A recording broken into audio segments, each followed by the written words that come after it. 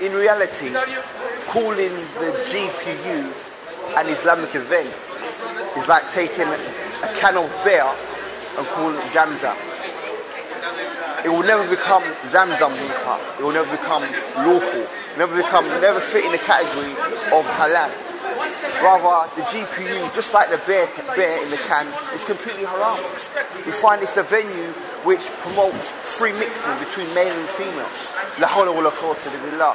And in reality, I'm a revert Muslim, been Muslim 6 years now. And when I first embraced Islam, I actually attended the GPU. And it was a matter of something that didn't sit with my own fixture. You've got complete intermixing of male and females in the audience.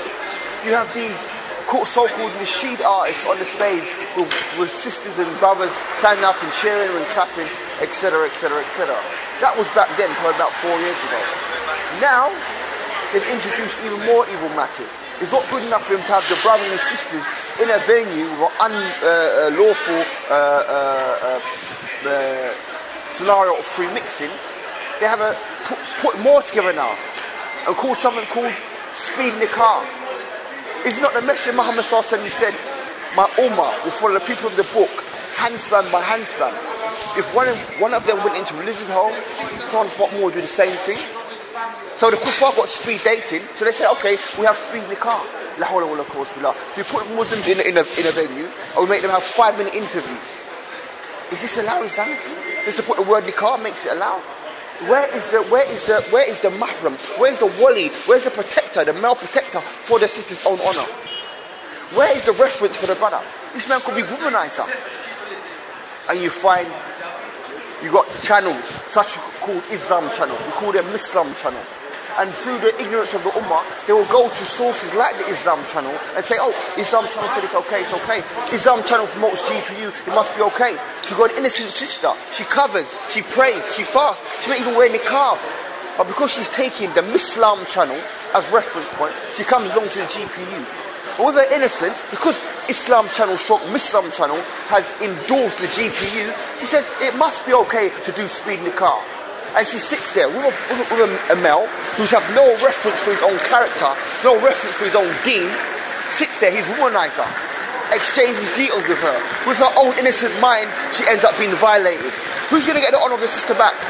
So we find the organisers of the GPU, their sponsors, their co-founders, and those who promote them have got no fear of Allah. Because by Allah, any sister who's violated through this so-called speed nikah, they will be accountable for it. We've known for a long time now that the GPU is actually endorsed, sponsored and funded by the Metropolitan Police Department. How is this possible?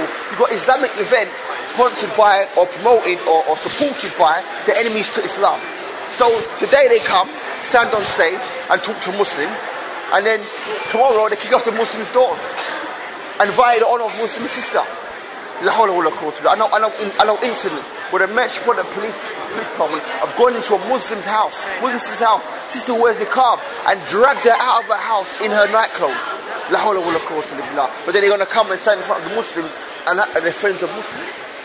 Ask yourself, oh Muslims, when Muhammad sallallahu alaihi wasallam and the Sahabas were inside of Mecca, would the Quraysh, headed by Abu Jahl and their own police force, fund event for Muhammad sallallahu alaihi wasallam and the Sahabas to preach Islam or to true Islam?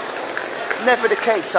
When you see people stood side by side with the Metropolitan Police Department, funding their own events, there's something seriously wrong.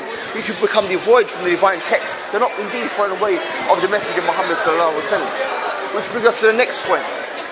We find them promoting their own complete anti-Islamic viewpoints, this complete anti-Islamic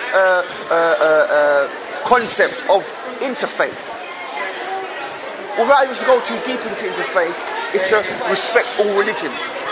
Now, me as an individual, I cannot respect falsehood. Rather, Allah tells us what to do with other deen. He says, "Lakum deenukum waliya deen." To you is your deen, to me is my deen. Muhammad sallallahu alaihi wasallam said, Islam is superior and will never be surpassed. Allah says, whoever comes on the day of judgment with a way of life other than Islam, it will not be accepted from you.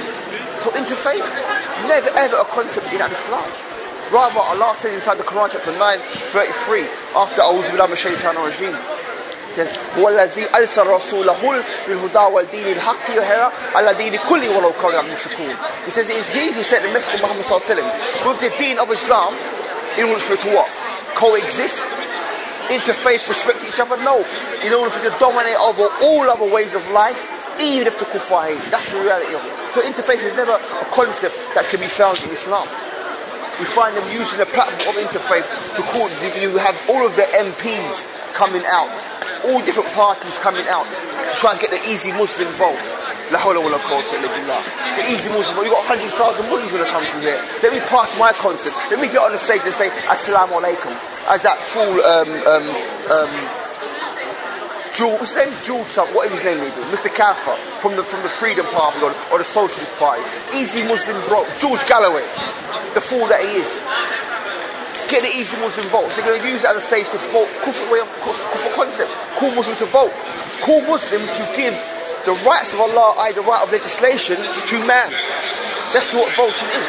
Giving the rights of Allah, that Allah is the legislator, giving it to man.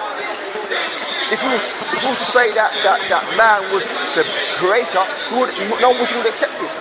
So likewise, Allah the creator is also the legislator, and democracy gives legislation to man. But in a nutshell, hopefully I've passed enough concept, given enough evidences why the GPU itself is haram. And as Muslims, we're not to be silent. The reason why this is able to continue is because the imams of the mosque or the imams inside the community know the evil is there and they remain quiet. So it's for us to come out society and forbid the evil, and inshallah, and I'll record it for us and down on the Qiyamah.